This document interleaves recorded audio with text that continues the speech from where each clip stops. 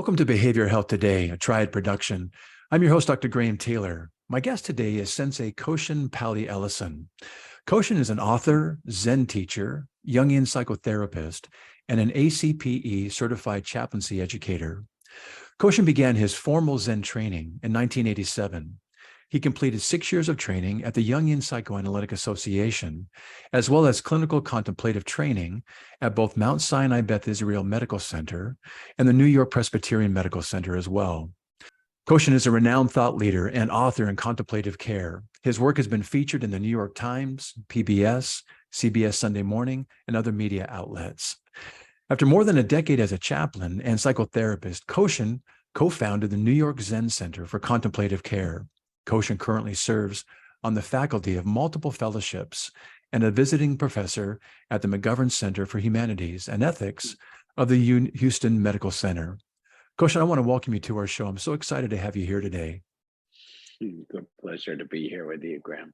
Thank you so much. Hey, I would love our listeners as we start out to get a little bit of your inspiration as to what brought you into this work as a sensei and your current work as the president and guiding teacher at the New York Zen Center. Well, to me, what brings me into the work is curiosity. And also because I know what it is to suffer and to feel caught, overwhelmed, confused, and hurt. And that there's a way to live beyond that. And the way beyond that is through it. And so as a young child who experienced many different, sexual trauma and physical trauma and many difficulties, I understood that there was a way out, and it was through relationship, through healing relationships. And really the first one that I encountered was my karate Sensei White, and who was really the first person I understood to be a true teacher. And he would, before we would do kind of physical activity, and this is when I was around close to 11 years old, and he would, have us sit in seiza, which is like our knees underneath ourselves. And he would walk very slowly around us in a very intentional way, and just always repeat, you will never be still until you can be still with your pain. You can never be free. Let me repeat that. You will never be free until you can be still with your pain. So I think in many ways, this felt like learning a superpower that is available to everybody, to all of us. If we could just learn not to follow our distractions and not to react, and learning how to be still is very powerful. And it was actually the beginning also for me of what I would call compassion, which was, wow, most people that I knew and encountered, even as a young person, I understood that their values, they were like great people, and what they were doing was not great. So what they were doing and saying didn't match up. And so I think the beginning of compassion is to realize, oh yeah, we all get into that habit where our actions and our words don't match what we say we deeply value. You're talking about this. Sorry, go ahead. Go ahead, please. No, for me, you were asking about Zen. To me, that was the beginning of my Zen path, but also as someone who's committed their life and have a life vow to be of service in the world and to do what I can to bring some healing. Maybe you hear the ambulance outside, to actually be with the suffering. There's an image in the Zen tradition and Buddhist tradition called Avalokiteshvara, is the one, and their name means the one who hears the cries of the world Mm. and doesn't turn away.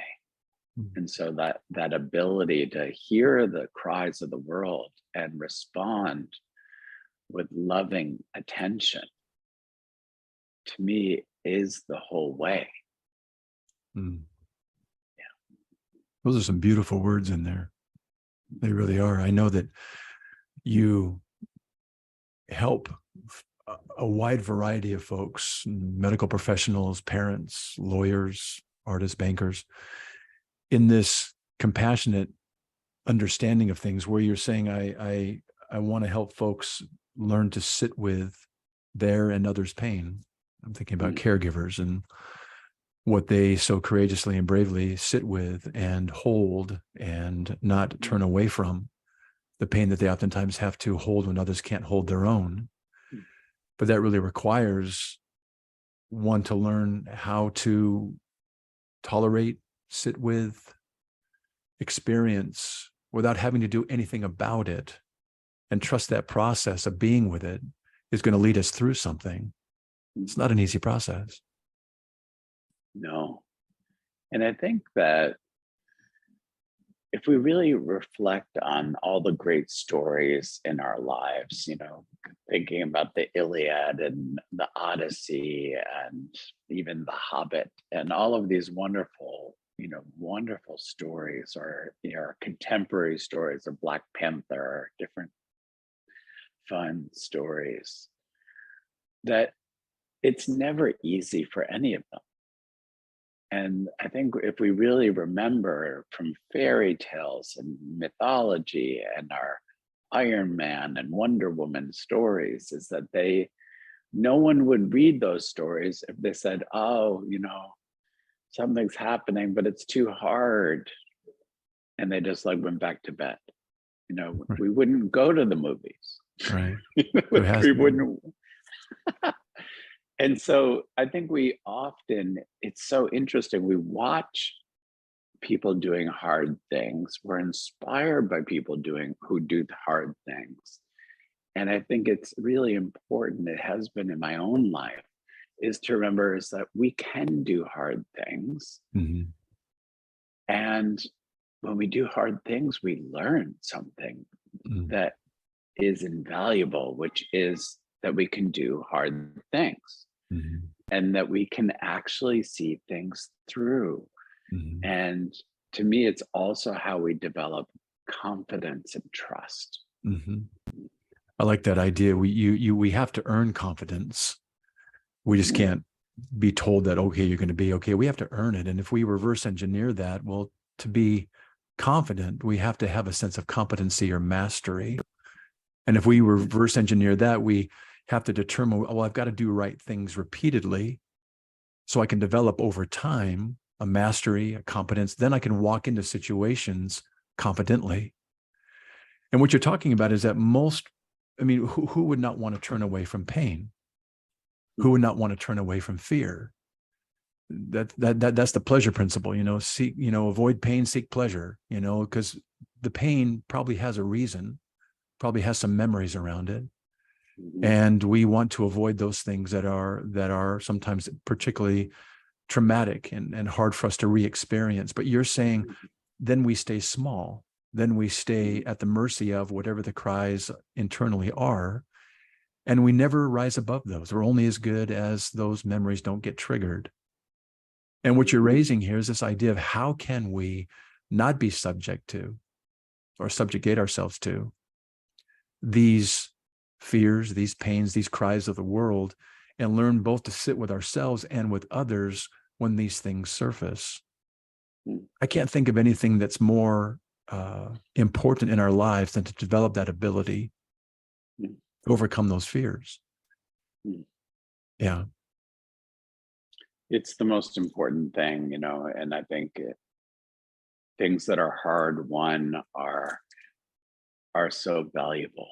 Mm-hmm. Right. And they have this, we imbue them, Carl Jung would call it, attaining a soulful attitude is like assigning meaning to what is valuable.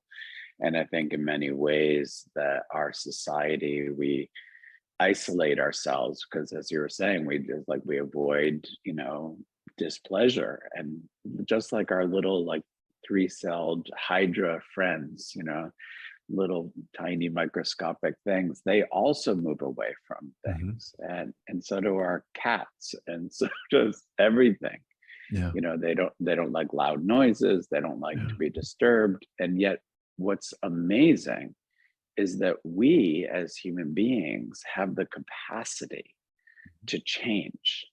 And we have the capacity to say, like, wow, I feel afraid, or this feels really hard. And what else is true? My goodness, I can actually do this. I'm doing this thing that felt so uncomfortable.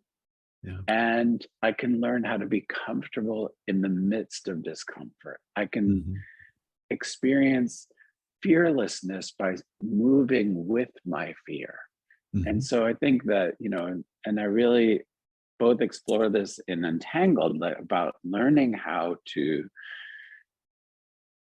feel your feelings without becoming your feelings. And I think in many ways, this is like the true medicine, and how we can actually, we have this contemplative medicine fellowship for physicians and nurse practitioners and physician assistants. And it's really incredible because it's actually teaching these beautiful practitioners how to actually realize that, wow, most of the burnout and most of the struggle comes both from our isolation and, not knowing how to move with what we feel, and learning how to do something fresh, and how to actually connect and to realize, oh my goodness, you struggled too? Me too. But we Kind of tend to be universal. Yes. Yes. As you raise this, we can feel our feelings without becoming our feelings or our experience. One of the challenges around that is most traumas, most difficult experiences unknowingly, more times than not, they happen in our youth. We haven't got a frontal lobe at that time to plan and reason and judgment and logic through those things. So all of it is emotion. And there are pathways neurologically that get laid down. And when I experience something at 8 years old and it's traumatic, little do I know that there's pathways laid down around that, literally. Then so when I'm 48 and I experience a similar fear, it feels like I'm 8, just as real, just as alive, just as technicolored and Dolby sounded as it was then. I experience it now, but we forget that we're not 8 years old anymore. And what you're talking about is, we can say, hey, you're not 8. Oh yeah, I know that, but I react, and that neural pathway literally gets lit up. Even if it's a false alarm, it's experienced as real. And the only way through that is what you're suggesting, is that we have to sit with and see if what happened at 8 years old is really real right now at 48 as it was then. The answer is no. And we can get that intellectually, but we have to experience it experientially to get on the other side of it and say, I just sat with the scariest thing I've lived with for the last 4 decades. And I just learned, and my paradigm has to change, that I'm not 8 anymore. And that I can tolerate what was so painful, all the things I've done to avoid it, all the things I've done at my very best to take care of myself. But maybe I don't have to do anymore. I can hold now what I couldn't hold 4 decades ago. And that's a practice you're talking about here, of working through and overcoming hard things. Goodness, Graham, I'm feeling very tender towards you right now. Feel close to you.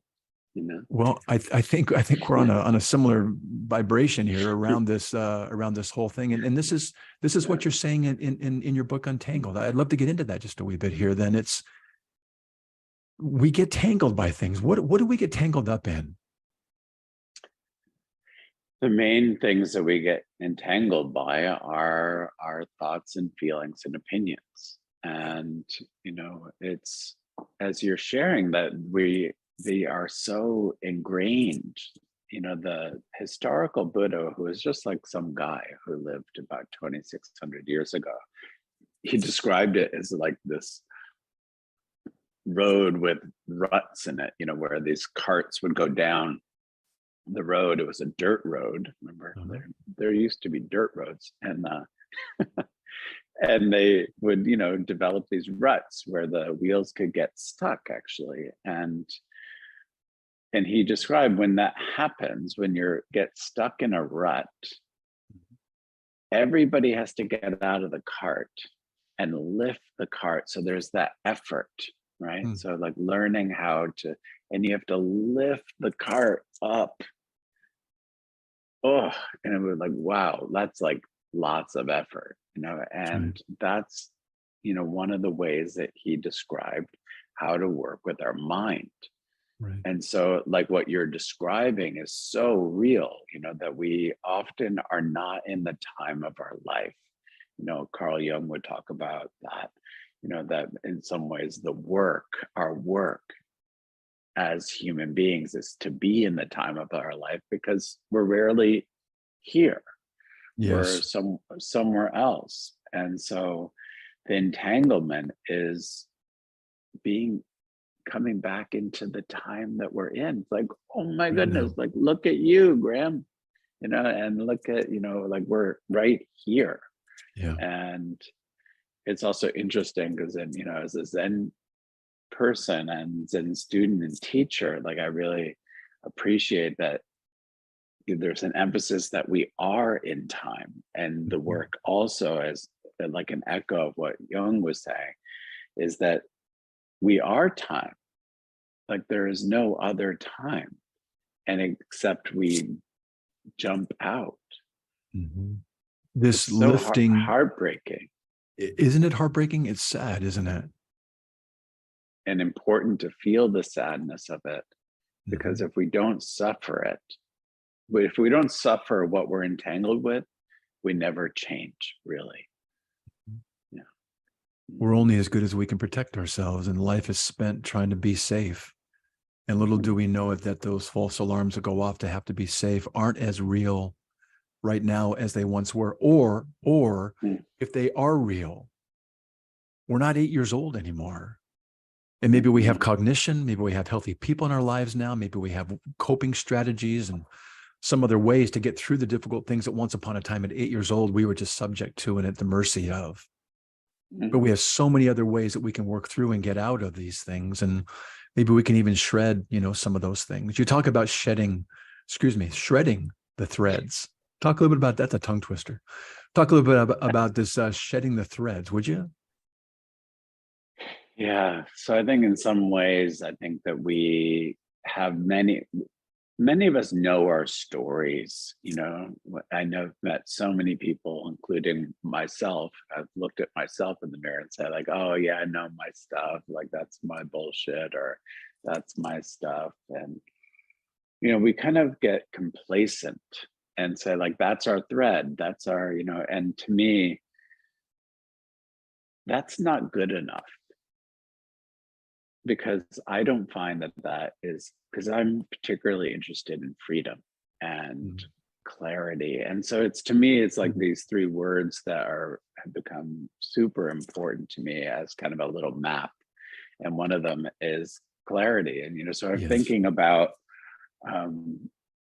one of the doctors that I had the pleasure to work with, and she was talking about just like kind of crawling into our fellowship because her life felt really like a mess, and she was just so caught in her stuff, and that work was basically fine, and she loved her kids and her partner, but it just all felt shitty. It all felt crappy. So and many of us hang out in that. It's almost like that we think it's our fate. So we're clear, but not really, because we're not taking the critical moment. For me, is having the courage to say, yes, that's true. And how do I, slowly pad my way out of this swamp of this way of behaving in the world that increases my entanglement. So that to me is like the shredding of the thread happens when we say, I need to do something different, and it's going to require courage, which means heartedness. And how do I really like climb out of the swamp of our patterns, of our even our clarity, and learning how to do that. And then we kind of lift ourselves up. And what she described, she described at one moment after working together for quite, I don't know, a couple months, like looking up and seeing her kids, but actually seeing them, not the idea of seeing her kids. She just saw them playing and brushing each other's hair, and the miracle of that. And then she saw her husband, and she's like, he's so beautiful. And she hadn't really seen him in such a long time.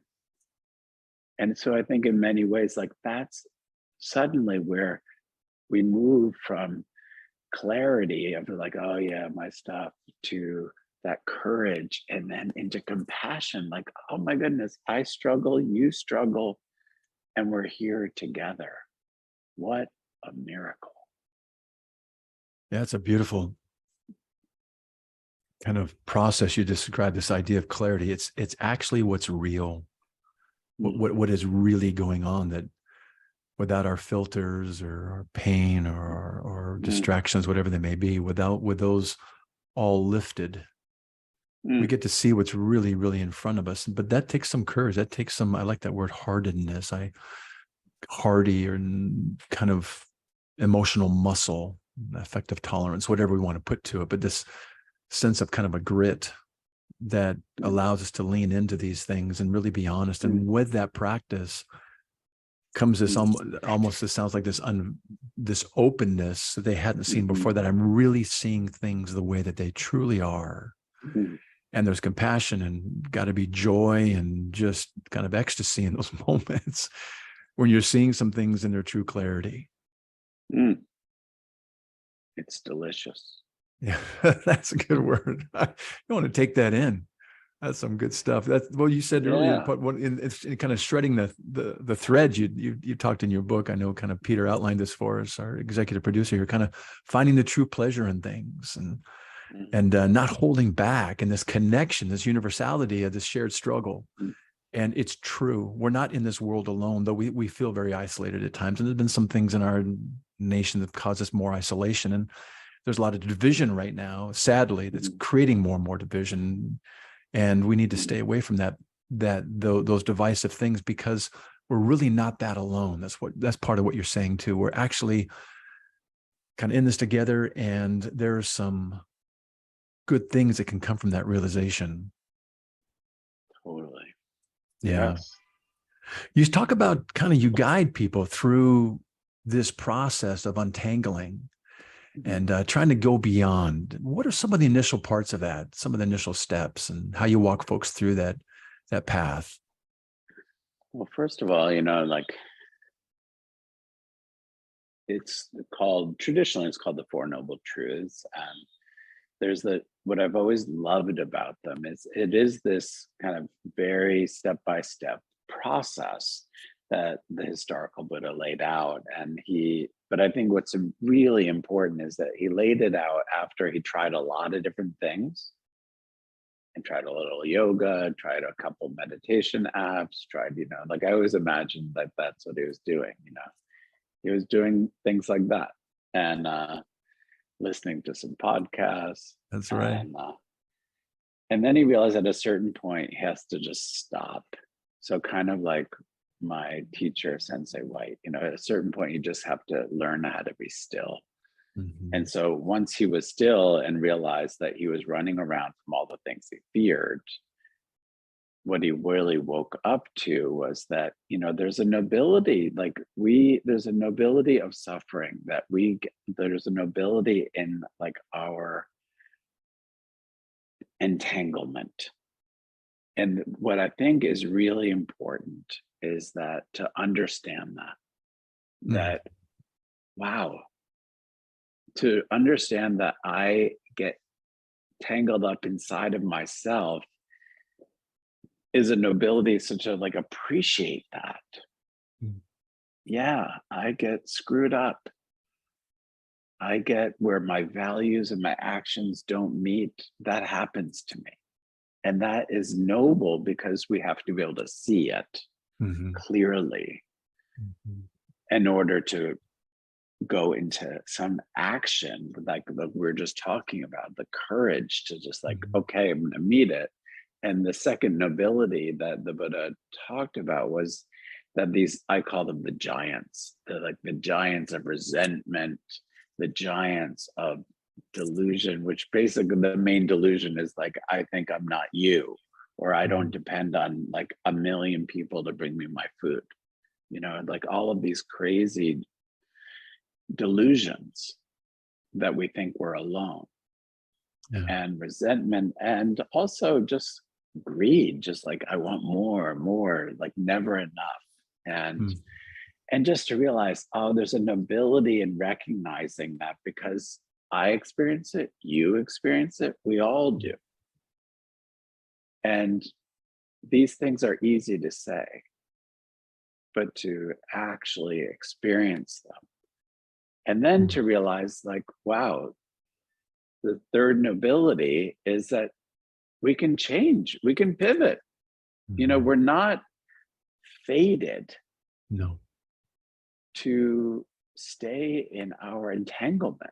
I remember one of my students, you know, she's amazing. She got really interested in this work, you know, and the untangling. And she had this huge ball of yarn that had been, I think, entangled by her mother, actually, which is interesting. And she decided to take it as a practice, this huge knotted, entangled yarn thing of many colors. And it took her a very long time to untangle it. And so I think it's like that kind of work that literally you have to like, where does this piece go? Yes. And you have to really pay attention. There's an ambulance.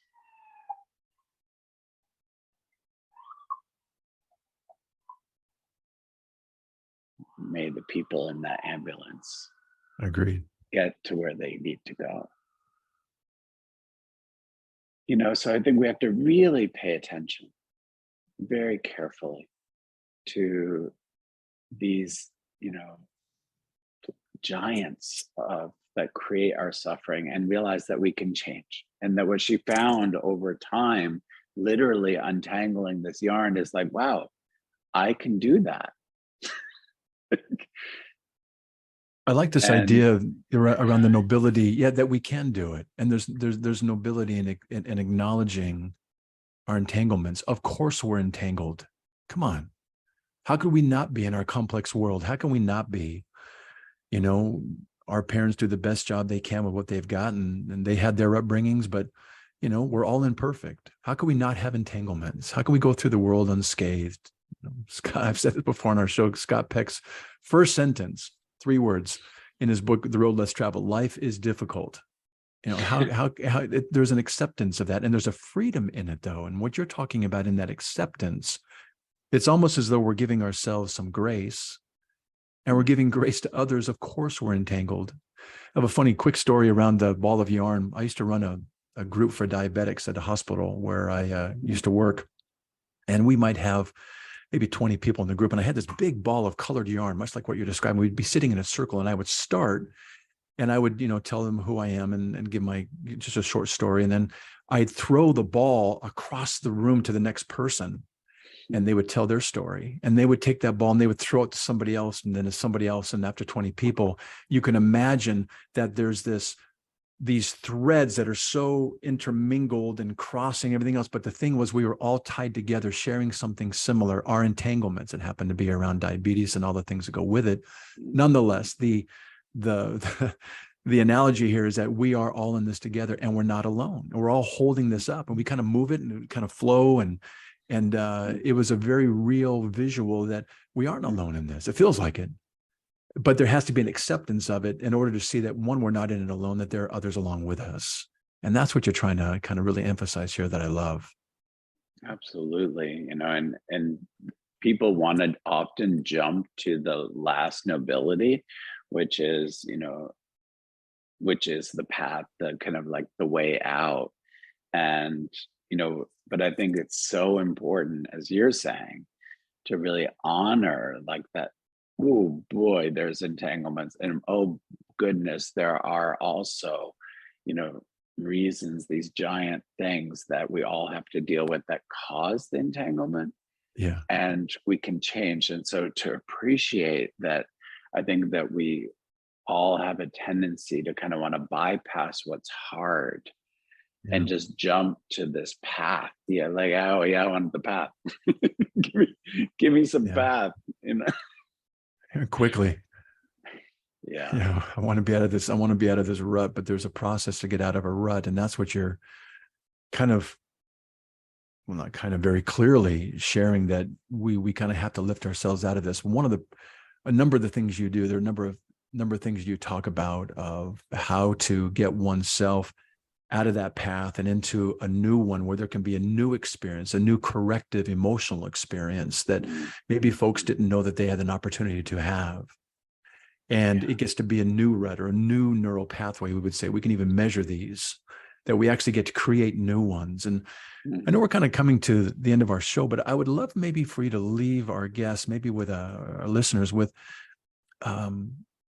maybe just one thing they could do, maybe even this moment as they're listening, to encourage more awareness just in the moment. How might one do one simple thing to do that? Well, one thing that comes to mind that was actually a discovery for me while I was writing this book, which was this contemplation of how armored up I was, and how in my life, for very good reasons. And I was so armored up that when I was in my early 20s, I started to realize it was like a prison. It really felt like that kind of medieval armor. And it became like a cage. And I realized like the front of the cage, and it was like literally like the size of my body, like armor is. And to me, it was actually beginning to reflect on. And what I would encourage all of us to reflect on is, wow, the front of the cage is sort of what I'm aware of, like the most of the things that I'm aware of. And what are those things? What are the things that are kind of caging me in, pressing in from the front that I can see? And also, what are on the sides? Like, what are the things you can kind of see? And what's behind you? Like, what's the back of the cage made out of? And then we don't really know, but can we feel into it? And Jung would talk about that the shadow is easier to work with when it's in front of us. So like to actually see what's in front of us first, so that at least we can get out and then take a look at the rest. And so what is the one thing that actually feels workable, that used to serve you maybe a long time ago? Like for me, it was actually, I often tell this story about when I was 18, I was on a Greyhound bus. I don't know if those still exist, but like I was on a bus, and I remember this woman sitting next to me. She had her little plastic smiling face plastic bag, and she looked at me, and she saw my beads or something, and she said, "Oh, are you a Buddhist?" And I said, "Oh yeah, I'm a Buddhist." And she said, "Oh, really? Who is your teacher?" And I said, "Oh, this person, that person, this person, that person." She said, "Oh, you're a lone wolf." And I said, "Oh yeah, that's me." Like I felt great about that. And she said, the interesting thing about lone wolves is that they are often sick. Unless they're scouting for the pack, they're sick. and need help, or they won't survive. And I just remember thinking, oh shit. And so for me, that was sort of the front of my cage, That like was a this divine moment right there. it was so powerful. And I realized like my fear of belonging, my fear of just going it alone was really the first thing. It was like the entry point to a new life. It was like the shape of my new life was that humility of seeing, wow, I'm sick. I have a sickness here. And the sickness is my aloneness. And it was very humbling and super helpful. That was a really profound moment. That who'd have thunk it, that you're jumping on a Greyhound bus at that age to be sitting next to somebody with a smiley bag with such a profound message. Holy cow. But incredible. Yeah, well, but I love what you're saying. And I know we're winding down, but this idea that which protects us at some point imprisons us. And there's no judgment around that. I'm so glad that we have had those things that have protected us. I'm glad we did whatever we needed to do to survive. But the hardest part and the saddest part and kind of I'm not quite sure the word, just I think the sad part and kind of maybe the ironic, paradoxical piece is it does become, we only grow to the size of the walls around us. And unless we open the door you're talking about and see the shadow in front of us to walk through it and put a different ending on it, ideally corrective, then we only grow to the point where our pains and our ways to protect ourselves allow us to grow. So I just love this message. Koshin, as we're winding down, I would love our listeners to be able to follow up with you and your center and learn more about your book. Give us some ways to follow up with you after the show today, would you? Sure. So our center is called New York Zen Center, and it's at New York Zen Center on Instagram, as well as the website is zencare.org. And we do have some wonderful ways to engage, including daily Zen practice and online and in person, as well as we have these larger programs one is called Commit to Sit. So if you're interested in actually deepening your practice or exploring a practice, we have these 90-day periods of time twice a year. And there's one coming up at the end of May, and then the next one begins in January. And we also have a contemplative medicine fellowship for physicians, as I was sharing, and nurse practitioners and physician assistants. And for folks, like you were talking about, lawyers and acrobats, and we have a beautiful offering called the Foundations in Contemplative Care, which is also a 9-month training for anyone who's interested in bringing their values and what they do and how they're of service in the world together. And 3 books. My latest book is called Untangled, Walking the Eightfold Path to Clarity, Courage, and Compassion, is available in audio and in hardback, and of course on Kindle and iBooks, and as well as my first book that I wrote, which is called Wholehearted, Slow Down, Help Out, Wake Up, which is also audio and physical and ebook. And then the first book that I put together, which is so beautiful, it's called Awake at the Bedside, Contemplative Teachings on Palliative and End-of-Life Care, which is a book that I edited and I'm just very delighted with. And it's really for a good companion of many voices of doctors and Buddhist practitioners about how they work with pain and suffering. Really good. Really good. I saw those on your website and just read a little bit of the excerpts, and this sounds like really significant works in helping someone come alongside somebody at that time in life too. I know that there's no greater gift to give or to receive than to be known, to know oneself, to know somebody else, and in the process of being able to slow down in order to develop that knownness. And I appreciate you sharing, your gift in this path that Mm. you've used to create this experience in oneself and also for us in relationship with one another. And I've really enjoyed having you on this show today. Thank you so much for being with us, Koshin. It's a pleasure to meet you, Graham. It's my pleasure as well.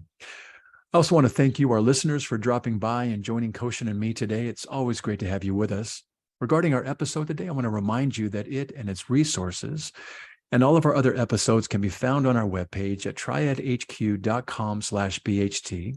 So check out our webpage, triadhq.com/BHT, and explore our archive of podcasts and other resource materials. Thanks again for being with us on this show, and we look forward to having you back with us next time on Behavioral Health Today.